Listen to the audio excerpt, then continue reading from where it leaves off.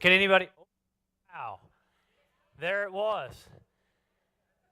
You ever notice that when you're testing a microphone and you get ready to, obviously nobody can hear you, and so you just keep getting louder, and then when it comes on, that happens. Hey, happy Mother's Day.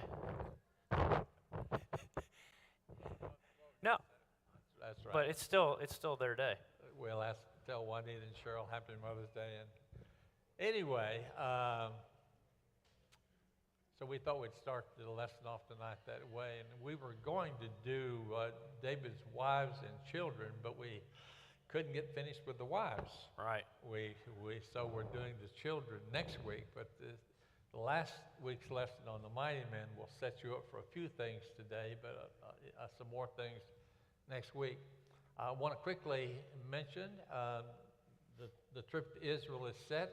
You heard me mention it last week briefly, but Les and Stan are going to co-host the trip. I'm going to be their advisor.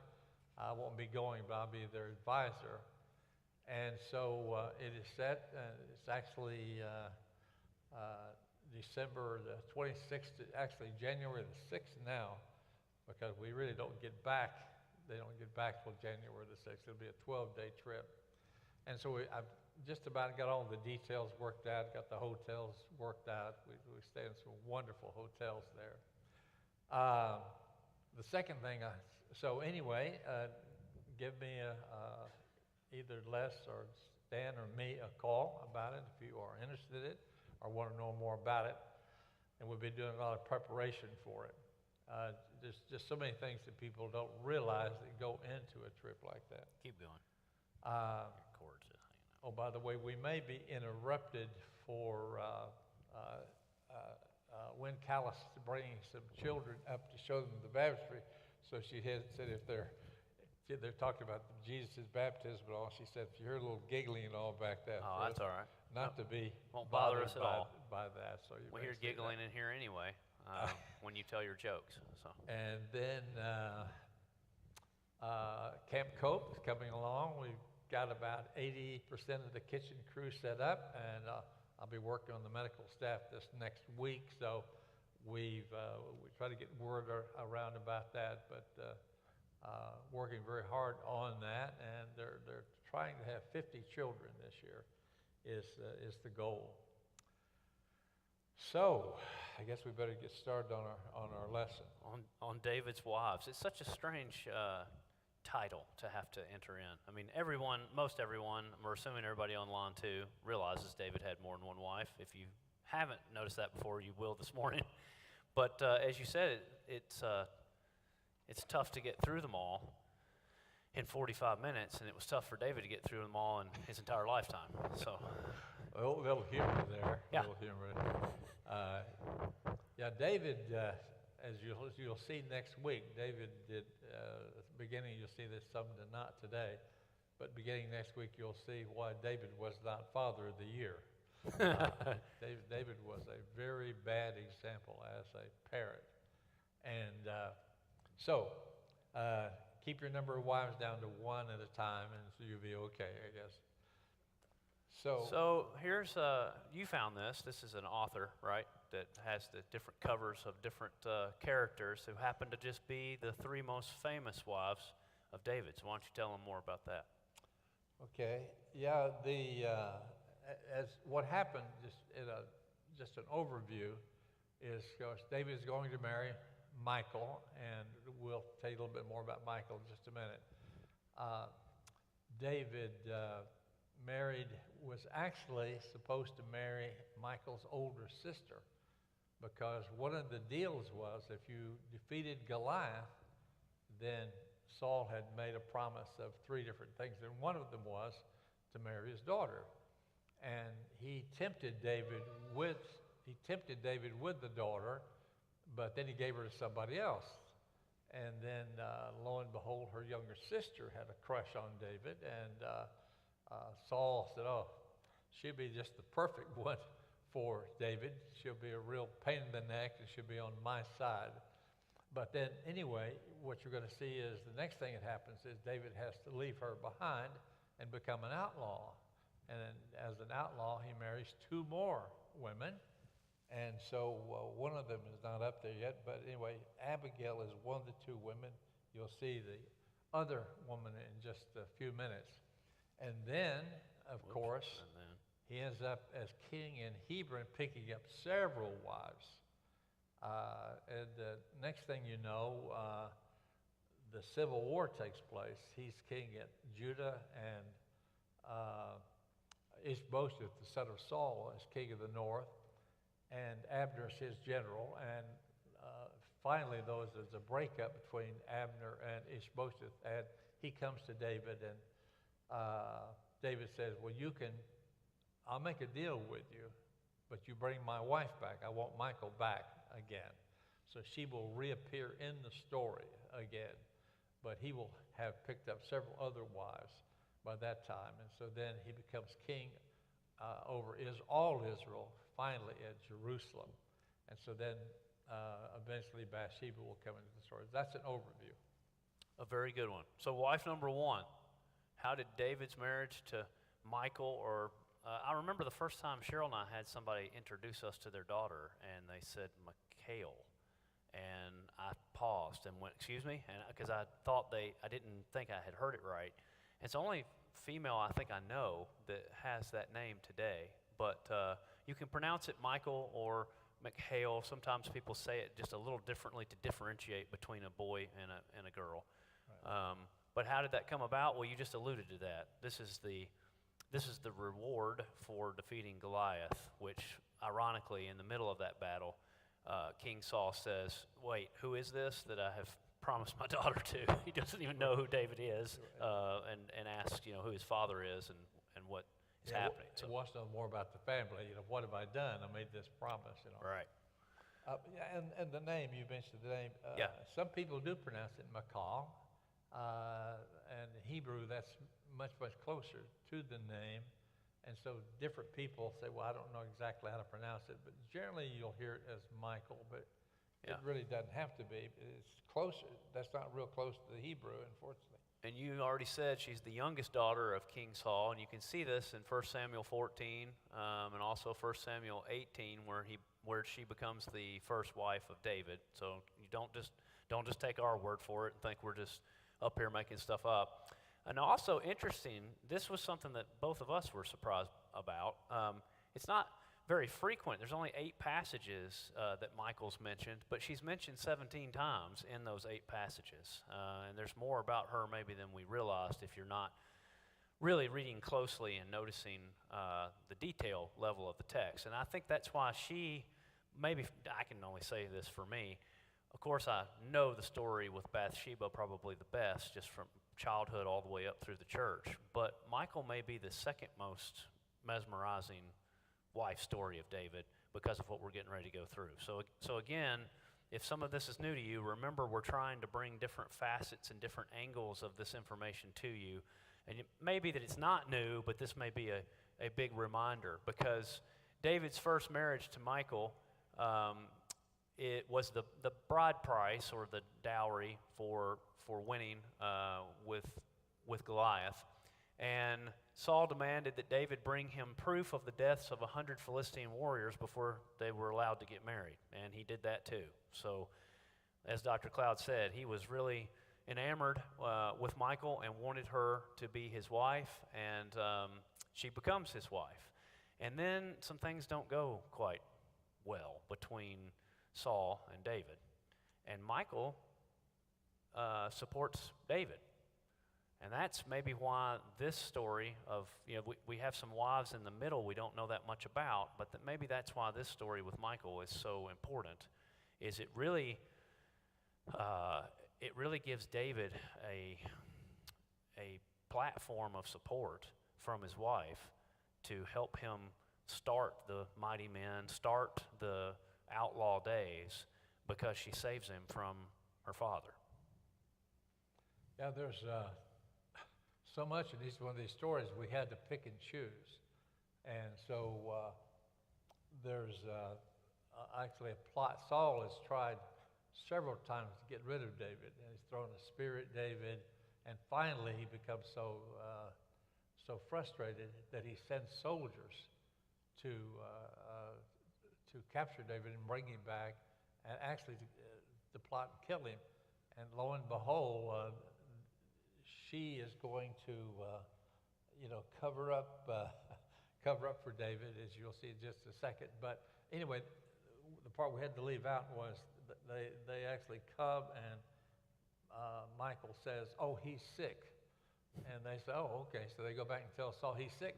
He said, "You dummies, he's sick." I sent you to kill him, and you come back and say he's sick, and so that's where we pick up. Yeah, so here from 1 Samuel 19, it's where she's telling David that he must escape, and she'll help him escape. And if she hadn't helped him, I don't think he would have escaped, which we're going to see here next. These are some images that you found. You want to tell them about them? Okay. Of course, the text tells you that she let him down the back window, and so that's what we found. Two pictures that kind of show you the idea of him getting away there at the front door, and he goes out the back door. And it's a back door that's very high off the ground, as you can notice to your right. She had to make something for him to get down and actually get down to the ground safely. But here's your point about an image laid on the bed and covered up. Let me tell you a little story that I haven't told you. Oh, okay. Okay. We moved from Milford, Ohio, into Cincinnati the second year when I was working my doctorate. And we moved in when there was a killer in the neighborhood. Hebrew Union is right across the street from University of Cincinnati. And that area, there had been a person that killed several people. They found a lady with her dog in the park across the street. There was a park right across the street from us, and she'd been strangled to death, and the dog was tied to a tree, and there was a medical doctor who dropped his wife off his wife was a nurse and his daughter was a nurse, and so he was worried about his daughter, and so they went and picked the daughter up. The hospital was real close to us also. Well, anyway, to make a short story long, what happened was the mother, the older nurse, saw this white car out and was worried, but got her daughter home, and then anyway, she went back home, and the person was waiting in her garage and strangled her. And the husband, a surgeon, was sleeping, and he was already come home from surgery, and he'd gone to sleep before that happened. He didn't find her till the next morning. Well, this kind of stuff was going on in our neighborhood. Several people were strangled and were killed by this person. So one night, we had moved into this new apartment on the hillside, and I looked out the window. There was a gap between, we're on the second floor, and there was somebody standing out there looking at a little patio out there. And I said to one end, I said, "Hey, honey, come here. See that man out there?" And she said, I do. And anyway, so it was kind of a nervous time. Anyway, he left, and they eventually thought they caught him. They never were sure. But anyway, one night, I came home during all this thing, I came home from school, and we always ate a bite, and then we took a nap. This was winter time, and then I'd get up and I'd study till 2 or 3 in the morning. Well, anyway, I remember we had a little, I irritated one idiot about something. I don't remember what it was. And so I said, well, I'm just going to go take a nap. I'm going to go ahead. She said, well, just take a nap by yourself. And so I went. I knew she'd come in, so I hid in the closet, but I made a dummy in the bed, just like Michael did. And I saw her, the door crack open, and she peeked in, and I was going to scare her. And so when I stepped out of the closet, she goes, "Ah!" And anyway, so that's my little story. Well, here's the funny thing. You had told me that, but that's all right. I had? Yeah, you told me once. It's not quite the same as what happened here, because luckily Juanita didn't have to let you down out of the window Right. to that courtyard that you were looking at. But that's what Michael does. She puts a dummy basically in the bed, and they fall for it because they come in and they think that David is there in the bed. And then we discussed kind of like you said, we have to keep with what we can talk about in the amount of time we have and get everything else in. So that happens, and then David doesn't see Michal again for a very long time because while he's gone, even though she saved his life, Saul kind of gets his revenge by giving her to somebody else. And I don't know exactly how that works. I guess there's a telegram or something that goes to David that says, by the way, your wife's no longer your wife. But it was not a pleasant experience for him, and he, as you had said, he wanted her back. He never intended for that to happen. They seem to be pretty close. In marriages of biblical times that not always were close, sometimes arranged and other things, this one seems to be genuine. Right. And he says to Abner, well, I'll make a deal with you, but I want my wife back. Right. And so Abner goes and takes her from her husband, and the husband follows her along the way, and finally Abner is going to make him go back home, and so she again is joined to David at this is at Hebron, where he is now the king of Judah. But some other things had to happen in between. We don't know if she was happily married to this man. We don't know if she was upset at David because she comes back and David has found 2 more wives on his outlaw days, as you'll see. And then the next thing that happens is she's going to get, or whether she's so upset about that, or she's upset about some other things that we don't know about. So this is the statement there. He's demanding that he get his wife back, and so we don't know all the ins and outs of how that worked out. But anyway, she does come back to David, and they're at Hebron now. Well, and her current husband apparently goes weeping with her all the way, right? Yeah. He was not really wanting to let her go either. Right. So she may have, been in love with him. We don't have any idea. And a few years has passed. Keep in mind, David was an outlaw for a few years, and then he became king at Hebron. Then there's the little episode. Yeah.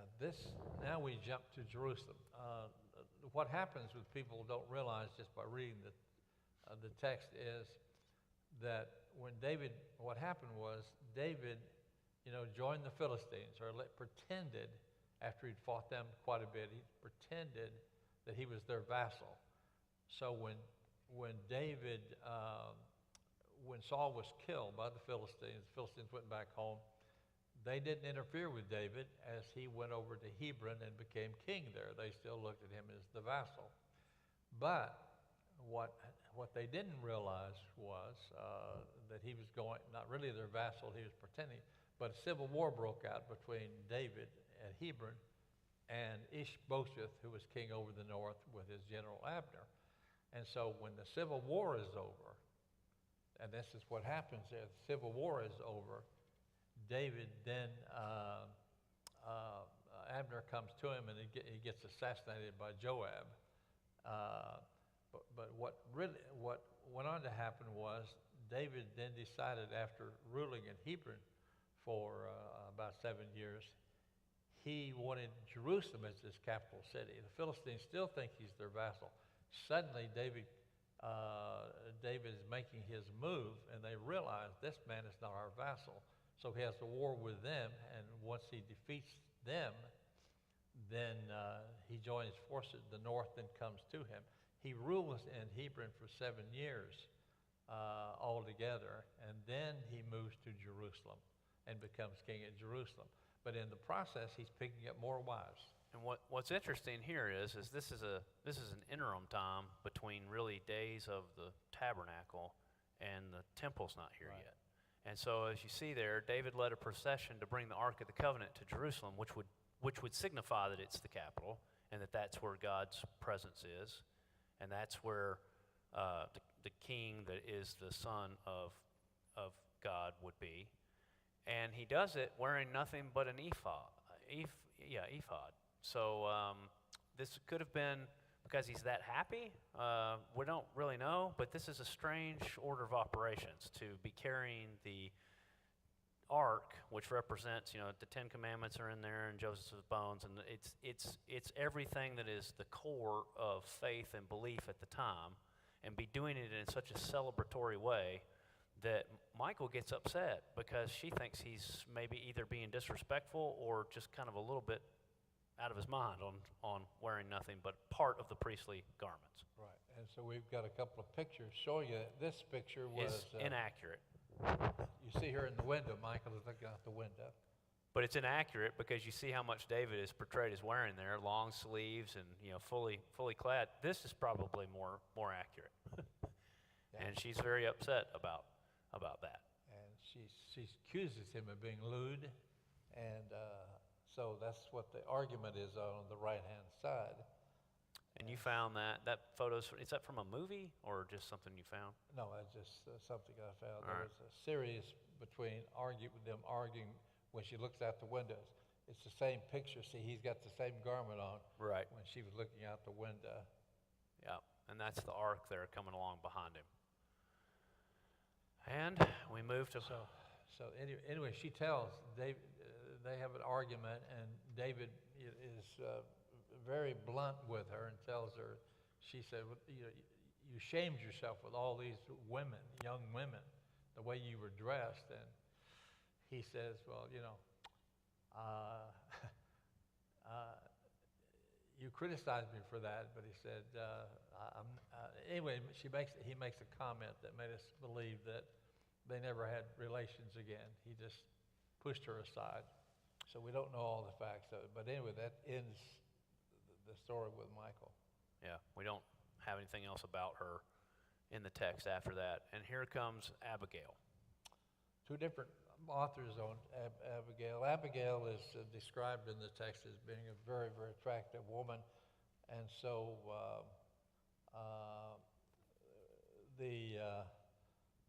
what happens here is, again, we couldn't put the whole story in, but basically the story was this.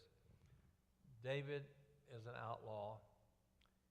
He has, his mighty men are with him. He has 400 troops, I think we saw last week, 400 troops at first have come to him, 400 people to fight for him. Now he's got 600 people. So he's an outlaw running around from place to place there. And he and his men are deceiving the king of the Philistines. The Philistines think that David is their vassal.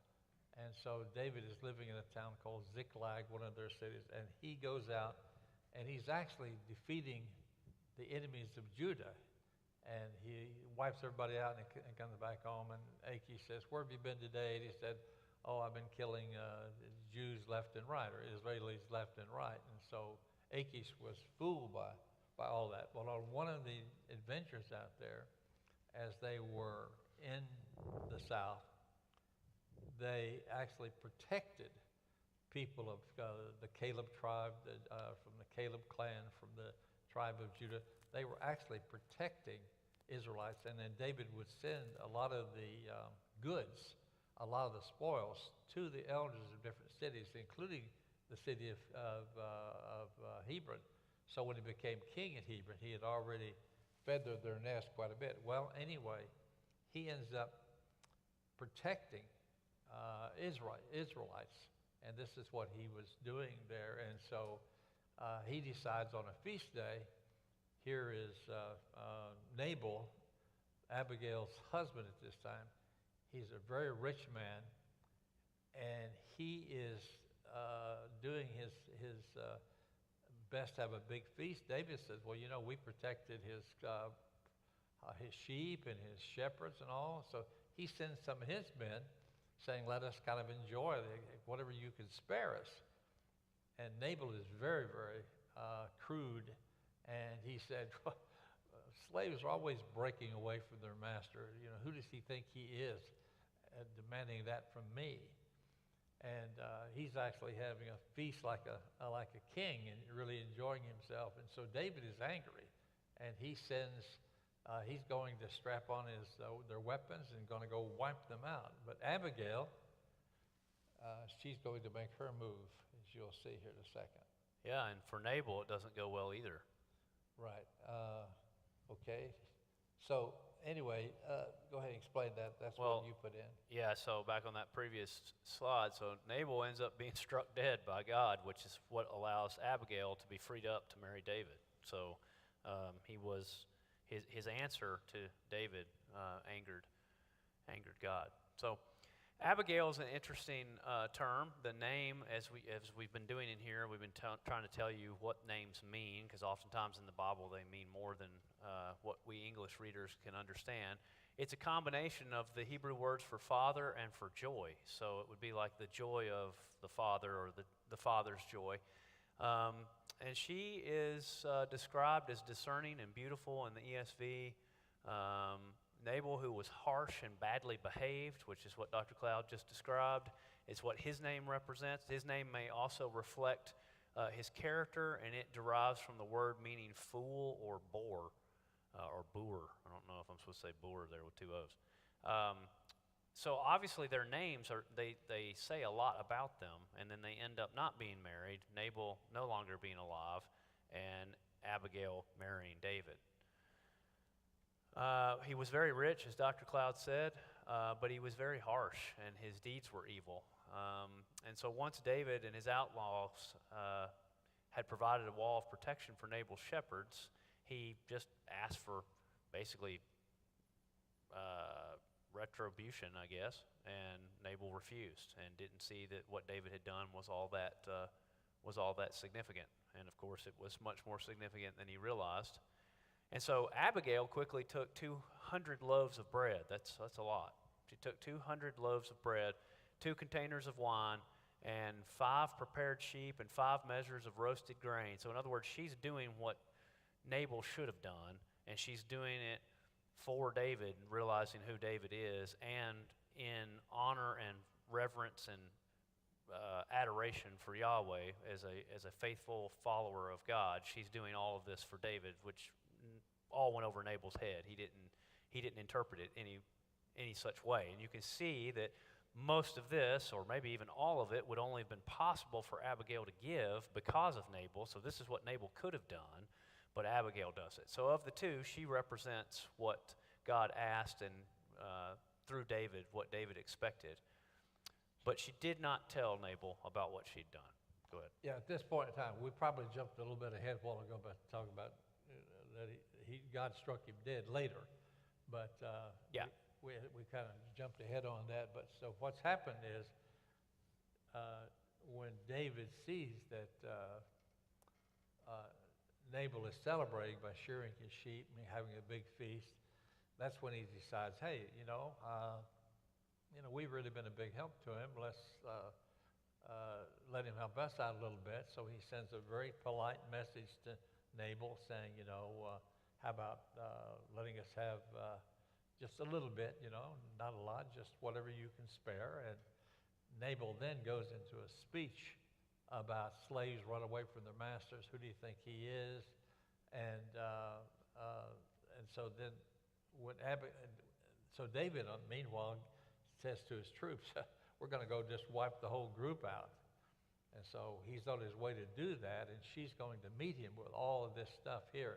And of course, her husband doesn't know she's doing this. So There's your picture where she meets him. yeah, this I thought was a really good picture. So she is telling David, I'm really sorry this happened. You don't want to make a mistake and wipe out these innocent people, because there's just one guy that's responsible, and this is the man, Nabal. The name probably was a nickname. I don't think a mother would name their child a name like this. It was a nasty name. He was very harsh and nasty and difficult to live with. He probably developed that. I remember when we were in Scotland on one of the trips to England, I remember deciding, well, I'd kind of like to trace a little bit about the name Cloud. I know our name Cloud came from McCloud. And there's 2 different ways to spell it. One is simply means son of cloud. The other looks like MacLeod or something like that, but it's also pronounced McLeod, and it means son of ugly. Son of ugly.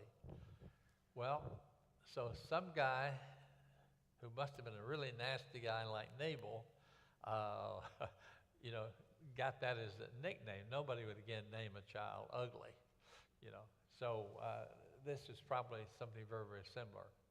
So anyway, when she goes back home and tells Nabal what has happened, he panics because he was having a feast there, as it says, like the feast of a king. He's turning away the future king of Israel, having his own feast, and so that is where we are. Yeah, you're right on it. Keep going. So that She waited till he was sober because he was having such a big feast as a king. He was intoxicated. And so she waited until the morning when he was sober and told him about these matters. And he had a stroke and was paralyzed. And the Lord had struck him, so he died. Okay. So then David goes straight to Abigail and says, "Hey, now that that bad evil man is gone, what do you say you become my wife?" Right. And she does. And the answer was yes. So meanwhile, chapter 25 of 1 Samuel spends the whole chapter on this episode about Abigail, and then all of a sudden at the end, it puts a little bitty statement there at the end of that chapter, telling about, oh, by the way, while David was an outlaw, there's a second story, and we just want you to know the basic element of it, the Bible says, and it tells about a lady named Ahinoam, and you've probably never heard of her.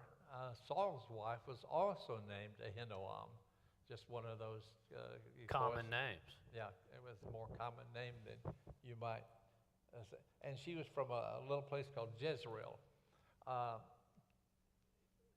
The city of Bethlehem, there are two of them. There's one southeast of Nazareth, and there's one, of course, south of Jerusalem. And they're both small little towns. Well, you know, when the Bible talks about Bethlehem and Jesus, it'll say Bethlehem of Judea is trying to tell you which one. It's like there are tons of Franklins, you know. There's Franklin, Kentucky, just up across the border. I live in Franklin, Tennessee. There's lots and lots of Franklins. Well, the same is true in Israel. There are two Carmels, one Mount Carmel, and there's a place called Carmel where Nabal and Abigail lived. There are two Jezreels, the valley of Jezreel in Galilee, and then here's a little town called Jezreel in Judah. And so this lady was from there, and really that's all we know about her. But she's going to have a very important son next week. Okay, he's going to come into the story. One of her son is going to become a key character. But interestingly, with all that we've been studying in here through the mighty men and Samson, and you should be picking up on some things you've heard over the last 2 weeks. Like, for example, she and Abigail lived in Gath with David when he fled from Saul. And Gath, we've already talked about, is where Goliath came from and where the headquarters of the Philistines are. So to see Gath in the same sentence in Scripture there with the Philistines should now have light bulbs come on for you. And then the last sentence, they were taken captives when the Amalekites raided David's camp at Ziklag. And we talked about Ziklag last week, and we talked about who the Amalekites were. So hopefully there's some connectivity happening. Even when we have a very short passage about somebody, we see the connections from the other stories that short passage comes within, if that makes sense. So wife number 4, the daughter of Talmai. That's Talmai. Okay, I'm still working on the pronunciations. It seems like anytime you guess a pronunciation, whoever you're with tells you that whatever you said was wrong, and it's the other way. I've noticed that over the course of a lot of years, which is... little part I probably need to add. So what happened was when the reason that David's camp got raided and his 2 wives were taken away with whatever children they had, it just mentioned with the children, that was when the Philistines had said to David, the king of Gath said, okay, you're my servant. I want you to go with me. We're going to wipe out King Saul. And so David goes with him and tried to figure out, what am I going to do? What am I going to do? But when they met the other 4 Philistine commanders, they said, what's David doing with his men with you? And Achish said, oh, he's a faithful servant. He's been really a wonderful servant. They're thinking that David was his vassal, but he wasn't.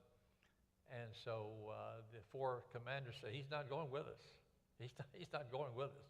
You're at the back with him. He'll be at the back of our troops, and he can attack us on one side while Saul does the other. And Achish says, no, he won't do that. And they said, we're not taking him. So while David's doing all of this and marching with him toward Saul's armies, the Amalekites come in and raid the city of Ziklag, where his wife now, 2 wives are, and take them captive, take them away. And when David goes back home, he finds out that that's what's happened, and his men are furious with him. They just playing these games he's been playing with the Philistines. But in any case, he chased them down and gets his 2 wives back. So that's what the situation was. Yeah, the end of the previous slide. And then, so wife number 4, and I should have pointed this out earlier. Anytime you see up here 2 Samuel and 1 Chronicles, they're somewhat parallel texts. You can read about the same people that we're going through this morning in either book. And so that's why we put them both up there, but sometimes we're only talking about Samuel because of the story of David as we go through. So Michal, we don't know much about her at all. What we know about her is that she was the daughter of the king of Geshur. Yeah. If you look, as we'll show you, there is Geshur, a land just east of the Sea of Galilee. And he was king there as the capital city was right to the northeast of the Sea of Galilee. So he marries this girl, probably a political marriage. He marries her. She's become the mama of Absalom. She's Absalom's mother. So anyway, so we know more about her later, because when Absalom flees, next week you'll see when Absalom, after he kills Amnon, he flees north to his grandfather Talmai. And anyway, that brings us to the Bathsheba story. Yeah, which we need the rest of the time for. So, final wife. Final wife, final person that we know of that David marries.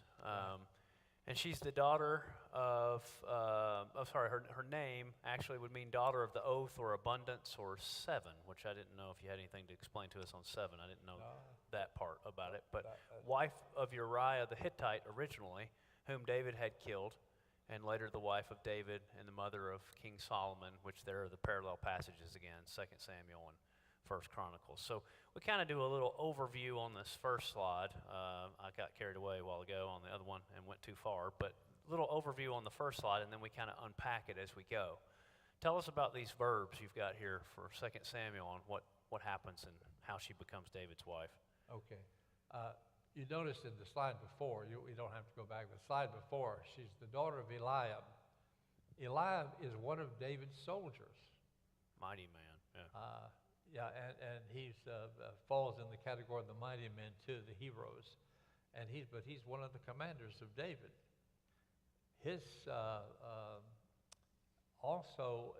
Eliab is also a commander. So Uriah is a commander and Eliab. And Eliab is Bathsheba's father. So Uriah is the son-in-law of Eliam, and Eliam's father is a man named Ahithophel. We're going to meet next week. He is David's number 1 counselor.